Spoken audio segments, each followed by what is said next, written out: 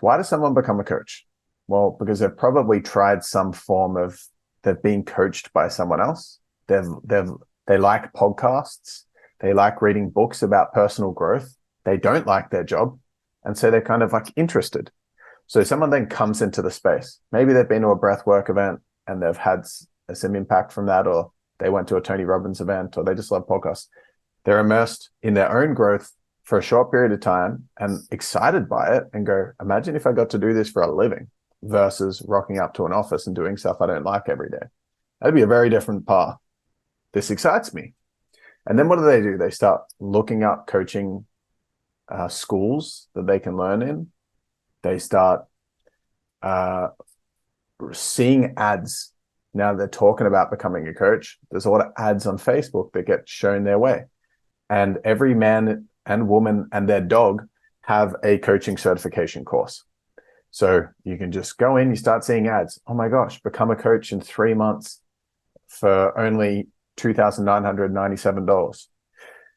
You become a coach, start making good money as a coach, and do my certification. It's 10 grand, it's 3 months, 6 months.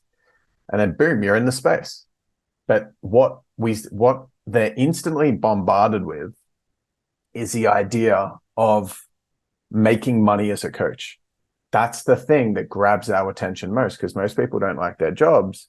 The objection that they have to doing their own thing is, oh my gosh, how am I going to make that work financially? And then they get excited by the idea of, oh my gosh, I can make a full-time living being a coach. I could make $250,000 a year working on my own terms. I don't have a boss. I don't have to do this thing I don't like anymore. And I can do it in the area of interest I have, which is personal development. This is freaking amazing. And they get excited by it. The problem with this is that the main messages that they are seeing for ages and ages and ages is the amount of money they can make as a coach. So there's such a big focus on the financial expectations that someone should have going into the coaching industry. That's what they're exposed to very quickly. It's all about this much money, this much money, this much money. Because marketing and sales becomes effective when you sell people in response to their problems. You solve their problems with the sales pitch or the marketing message. And the main problem that people have, or the fears that they have, is around not making enough money. So the most effective ads that get the best financial return for the advertiser, which is the coaching schools, is make the most money. So that's what's thrown around everywhere. I've made this much money, this much money, this much money. And then if you're just like participating in the coaching industry as someone that follows coaches and stuff like that, you're seeing the testimonials. This person made $30,000 in 30 days. This person made $100,000 in 6 months. This person made $1 million in 12 months. And you're being bombarded with those messages. I used to put all those ads out there because I have actually helped heaps of people make $100,000 in 30 days and blah, blah, blah. Because it's possible to go haywire for a period of time and make some super premium sales. And this is the problem, that it then becomes focused around the money.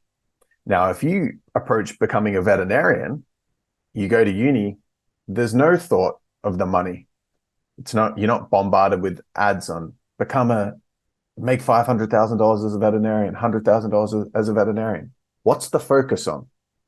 The focus is on passing your next exam, practicing, learning, skill development, understanding, theory, study, exams. You're just improving, at least theoretically. I'm not a massive fan of the way the university system works, to be clear. But there's a lot of time and effort that's put into building competency before the journey even really starts. Yeah, 5 years, 6 years, 7 years. It's crazy. Whereas in coaching, you're just interested in it. Well, within 2 or 3 days, you start getting bombarded with six-figure this, $500,000 this, $1 million this, seven-figure this. Get a bunch of clients online, freedom lifestyle, etc. So that's what people are focused around. Just understand that. That's being put into the conditioning. So you're approaching this career as a coach and you're bombarded with messages around making a bunch of money. So now I'm going to contrast that with becoming a clinical psychologist. If you want to become a clinical psychologist, you don't start seeing ads saying 6-figure clinical psychologist, $250,000, seven-figure clinical psychologist. No, you get to study, you get to work studying, understanding that field, that profession. It's a 5 to 7 year degree. Yeah, to do it properly, to be a clinical psychologist, to get all those qualifications. There's a amount of rigor, a duty of care, standardization in the space. Now, I don't think it's the most effective way. Like, I know clinical psychologists, I've got friends that are clinical psychologists who now coach and they do things differently. They don't think it's the best path, but there's a lot to be learned from it. If someone does clinical psychology, they have to, before they get their qualification, I really want you to hear this because it's probably the most important thing I'm going to say in this whole episode. They have to do 2,000 supervised hours before becoming qualified. I'm going to say that again. To become a clinical psychologist, they have to do 2,000 supervised hours before getting qualified, before even thinking about the finances. 2,000. Let me frame that out for you. They do an hour of practice. Someone's watching them and critiquing them and giving them feedback. They get to the end of it, they get told the feedback. They now have information to take into their second hour of 2,000 to improve upon the first session. In the second one, they take the feedback on, they implement it, and they get better. But then they still get feedback. So when they do the third one, they're even better, and they get feedback, and the fourth one even better, and they do it 2,000 times. 2,000.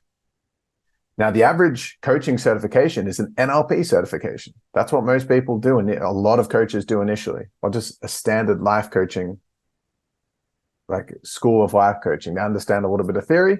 Maybe they do, like, there's a really diligent breathwork certification that's out there in the space. And I'm pretty sure there's 80 hours of practice that you have to do throughout this breathwork certification. Pretty sure.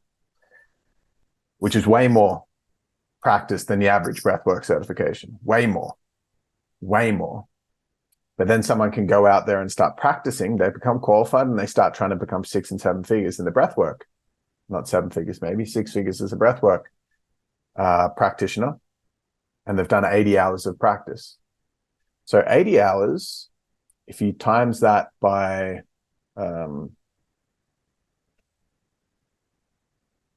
20, you're at 1,600. So you times that by another 5. So it's like 25 times as much practice as the most rigorous breathwork certification. And you've got clinical psychology. And that's before they even start thinking about the money side of it. They're expecting not to make any money.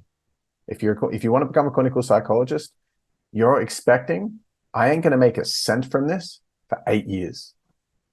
So what do they have to do? They've got to get part-time jobs to survive in the meantime. They've got to do other things to monetize it, right? Because they know I've got a solid 6, 7, 8 years before I start making a cent from this. What do I have to do? I've got to practice like a bloody psychopath for a ton of time to even start my journey.